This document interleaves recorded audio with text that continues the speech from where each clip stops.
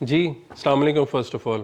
اور I believe as a Pakistani آپ جہاں پہ بھی دنیا میں ہوں گے سیف ہوں گے، اور اپنے ملک کے لیے آئی بلیو بڑا پریشان ہوں گے، کیونکہ آج 10 میں ہو گئی اور جو وہاں پہ ہو رہا ہے وہ واقعی جنگل کے قانون کے حساب سے ہو رہا ہے.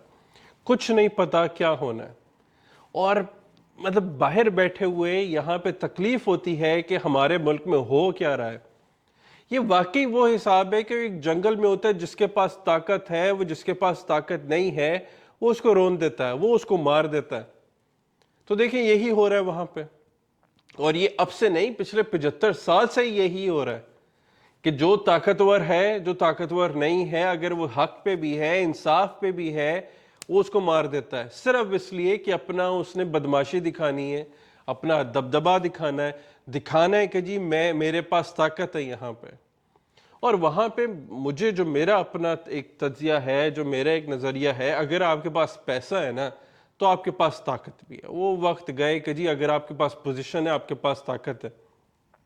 بہت سارے لوگ ہیں وہاں پہ جن کے پاس پیسہ ہے اور پیسے سے ہی طاقت آتی ہے پھر.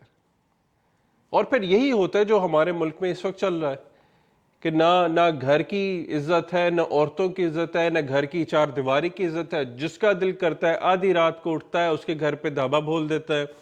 آرمی کا اپنا مفاد ہے، جو کہ ہم ان کو چوکیدار کے طور پہ لے کر آئے تھے، آج وہی ہمارے ملک کے حاکم بنے بیٹھے ہیں. اب آپ دیکھ لیں آگے کیا ہونے جا رہا ہے مزید. اور اس سے بدتر کیا ہو سکتا ہے؟ مطلب ہمیں تو یہ تب سمجھ جانا چاہیے تھا جب پاکستان ابتدائی دنوں میں تھا. اگر یہ دیکھیں یہ وہ کینسر ہے جو 75 سال پرانا ہے اس وقت.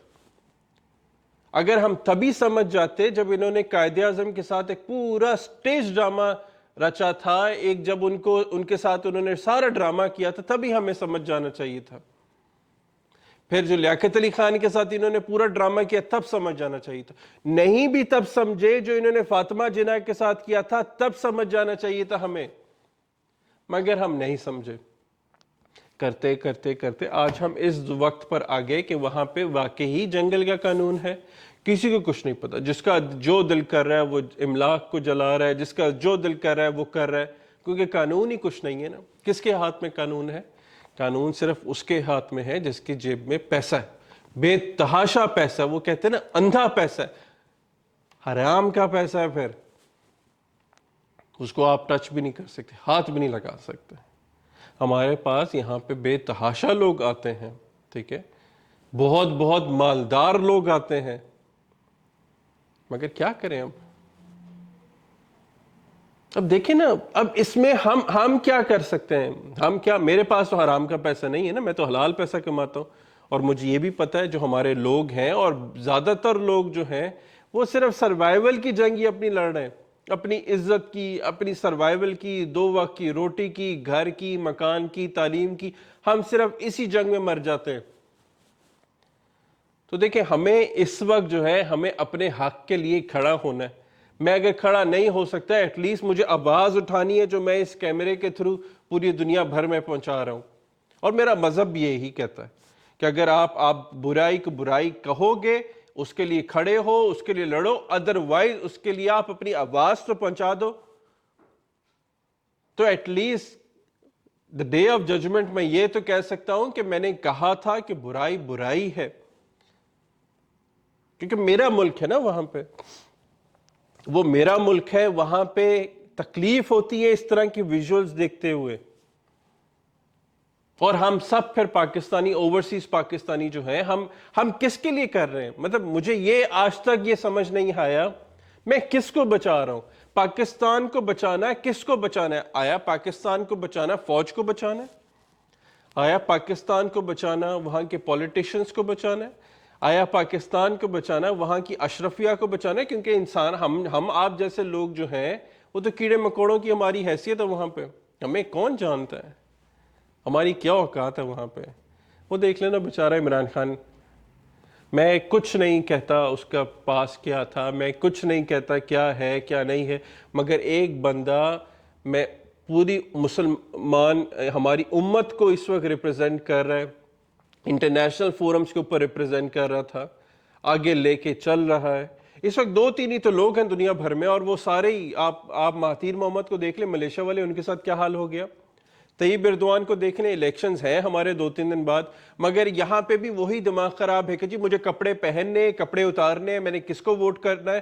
اس کو ووٹ کرنا ہے کہ جو مجھے کپڑے پہننے کی اجازت دیتا ہے، یا اس کو ووٹ کرنا ہے جو مجھے کپڑے اتارنے کی اور ننگا ہونے کی اجازت دیتا ہے. یہی حساب یہاں پہ بھی ہے. اس کے علاوہ آپ مجھے بتا دیں آپ کو تیسرا چوتھا نام کون ملتا ہے دنیا بھر میں؟ آپ سعودیہ کی بات کریں، MBS، وہاں پہ تو سارا تماشا شروع ہوا، وہ تو ایک نیا اسٹیج سرکس ہے وہاں پہ، اور ہے ہی کون؟ تو ہم what I believe کہ واقعی تماشا ہے ہمارے لیے.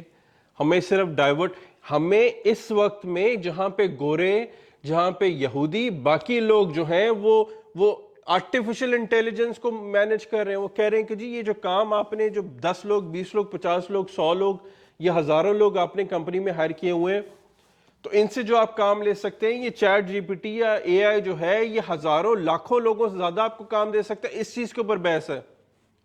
یا بحث یہ ہے کہ جی چاند پہ یا مریخ پہ یا مارس میں آگے پیچھے گھر کیسے بنانے ہیں، وہاں پہ کیسے جانا ہے. اور ہمارے انفارچونیٹلی ہمیں اسی چیز میں لگایا ہوا ہے کہ جی ہمارے ملک کا حکمران کون ہے، یا ہمارے ملک کو کنٹرول کون کر رہا ہے. ہم نے کیا مقابلہ کرنا ہے انڈیا کے ساتھ؟ انڈیا ہمیں یوں کر کے مسل دے گا. ہمیں اسی ٹرک کی بتی کے پیچھے لگایا ہوا ہے کہ جی انڈیا آپ کا سب سے بڑا دشمن ہے. آپ کے لوگ آپ کے سب سے بڑے دشمن ہیں، اور کچھ بھی نہیں ہے. اور کچھ بھی نہیں. آپ کے اپنے لوگ آپ کے دشمن ہیں. آپ کے اندر وہ بھیڑیں ہیں جو آپ کی سب سے بڑی دشمن ہے. اور یہ سوشل میڈیا کے تھرو ایک نیریٹو بلڈ کیا گیا کہ جی انڈیا میرا دشمن ہے، انڈیا میرا بھائی. انڈیا میرے لیے کیا دشمنی کر لینی ہے؟ میرے اپنے لوگ ہی جب میرے دشمن ہے تو انفارچونیٹ بالکل بات ہے. اب اس صورتحال میں آپ بتائیں وہاں پہ کیا کام ہو سکتا ہے؟ آپ بتائیں وہاں پہ کیا آپ ایک ہیلدی ایکٹیویٹی کیا کر سکتے ہیں؟ آپ بتائیں وہاں پہ کیا تعلیم حاصل کر سکتے ہیں؟ اس سٹریسفل ماحول میں وہاں پہ آپ کی جو نئی نسل تیار ہو رہی ہے اس کو آپ کہاں سے چاند پہ پہنچائیں گے؟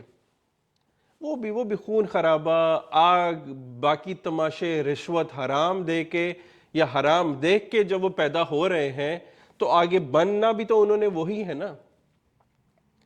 ان میں سے آپ کیسے سمجھ سکتے ہیں کہ کوئی دنیا بھر میں جا کے مسلمانوں کو ہی، ہمارے لوگوں کو ریپرزینٹ کر سکے گا؟ کوئی بھی نہیں کر سکے گا. کوئی بھی نہیں کر سکے گا، کیونکہ قانون ہی وہی ہے، جنگل کا ہے، تماشا بنایا ہوا ہے، کسی کو کوئی نہیں پتہ. اور یہ دیکھیں، یہ وہی بات آ جاتی ہے جب ہم کہتے ہیں کہ جی قیامت کی نشانیاں ہیں کہ نہ مارنے والے کو پتہ ہے، ٹھیک ہے، وہ اگلے کو کیوں مار رہا ہے، نہ مرنے والے کو پتہ ہے کہ وہ کیوں مر رہا ہے. اور وہی ہو رہا ہے ہمارے ملک میں اس وقت. دیکھیں آپ نے، تو بس ان دا اینڈ یہی ہے کہ جی افسوس کی بات ہے. اپنے آپ کو سیف رکھیں. آپ سیف ہیں تو آپ کی دنیا سیف ہے. چھوڑیں، یہ سب تماشا ہے، سب تماشا ہے. ایک دفعہ دھکا ہوتا ہے کریں، نہیں ہوتا تو اپنے آپ کو سیف کریں. یہ چھوڑ دیں میڈیا کے چکر میں، یہ چھوڑ دیں پولیٹیکل پارٹیز کے چکر میں جا کے اپنی زندگیاں عذاب کرنا، یا اپنی زندگیاں اس چیز کے لیے دے دینا یا قربان کر دینا جس کا کوئی رزلٹ نہیں ہے. کچھ سال پہلے ہمارے لیے آرمی جو ہے ہم سر کا تاج سمجھتے تھے. آج انہی لوگوں کے بینرز، پوسٹرز یا جو ان کے سارے نشان بنے ہوئے ہیں ان کو ہم نکال کے پھینک رہے ہیں، انہی آرمیوں کے گھروں کو آگ لگا رہے ہیں. کیونکہ اصلیت شاید بہت دیر سے ہمیں پتہ چلی نا ہو کیا رہا ہے وہاں پہ. تو بس اپنی فیملی کا بھرپور خیال رکھیں، برائی کو برا ہی سمجھیں، تبھی ہم کچھ چینج لا سکتے ہیں.